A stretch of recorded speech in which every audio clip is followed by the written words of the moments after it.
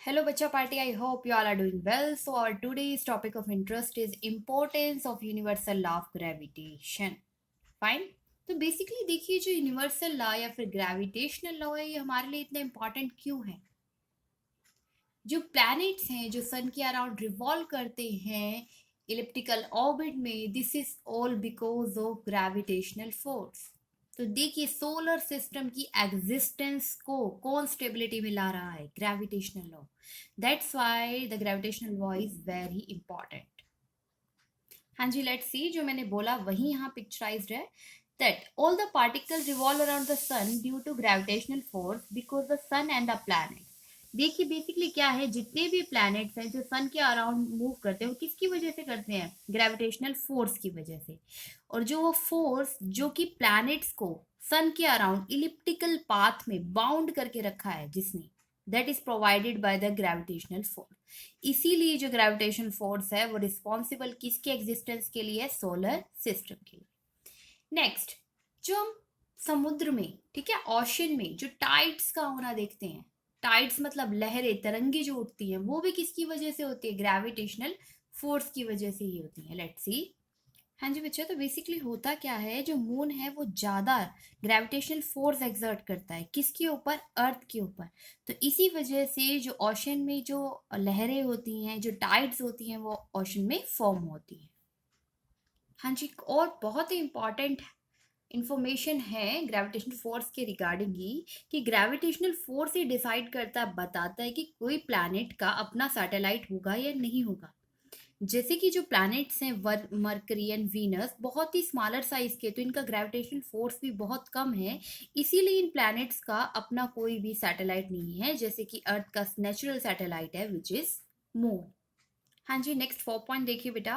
Artificial satellite revolve around the earth due to gravitational force between earth and the satellite. Basically क्या होता है, जितने भी artificial satellites जो लॉन्च करती हैं वो अर्थ के अराउंड किस लिए मूव हो पाते हैं, ग्रेविटेशनल फोर्स ऑफ अट्रैक्शन की वजह से। जो कौन प्रोवाइड करता है, अर्थ प्रोवाइड करती है।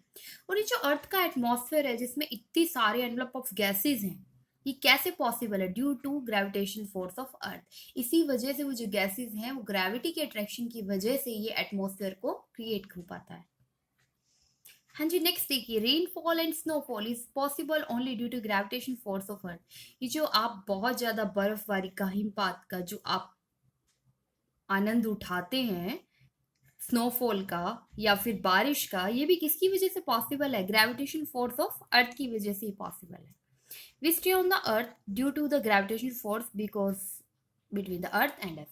देखो अगर आपने कभी देखो ना, एस्ट्रोनॉट्स जो ऊपर सैटेलाइट्स मतलब आकाश में जाते हैं, आकाश में जाने का मतलब ये नहीं है कि जो हम अपने स्काई वाले के बारे में बात करते हैं, अर्थ के एटमॉस्फेयर को क्लियर करके बाहर जाते हैं। सोलर सिस्टम में अगर हम बात करें कि अर्थ अर्थ से वो बाहर चले जाते हैं, वहां पे क्या होता है, ग्रेविटेशनल फोर्स नहीं होता। इसलिए अगर आप देखेंगे ना, अगर आप कभी मूवीज में या फिर आप किसी पिक्चराइजेशन में देखते हैं, तो क्या होता है, जो एस्ट्रोनॉट्स होते हैं वो हवा में उड़ते रहते हैं। क्यों? क्योंकि वहां पे ग्रेविटी नहीं होती। और हम अर्थ पे क्यों टिके हुए होते हैं, क्योंकि हमारे को ग्रेविटेशन फोर्स क्या कर रहा है, अपनी तरफ अट्रैक्ट कर रहा होता है। इसीलिए we stay on the earth due to gravitation force between us and earth. हाँ जी, here very small topic, that is the application of Newton's law of gravitation, वो भी हम डिस्कस कर लेते हैं यहीं पे। हाँ जी, तो न्यूटन्स लॉ ऑफ ग्रेविटेशन हमें हेल्प करता है किसी भी, ठीक है, determine the mass of earth accurately, तो अर्थ के मास को एक्यूरेटली मेजर करने में हेल्प करता है। Next, determine the mass of sun and earth, जैसे हमने भी बताया कि अगर मास ऑफ अर्थ को करता है तो सन को भी कर सकते हैं इससे हम। It is use to estimate the masses of double stars and in discovering new stars and planets. Double star के मास को कैलकुलेट करने के लिए, नए नए स्टार्स की डिस्कवरी के लिए, और न्यू न्यू स्टार्स के न्यू न्यू प्लैनेट्स की डिस्कवरी के लिए बच्चे। तो इन सभी के लिए कौन सा रिस्पॉन्सिबल है, gravitation. The application of Newton's law of gravitation is done है।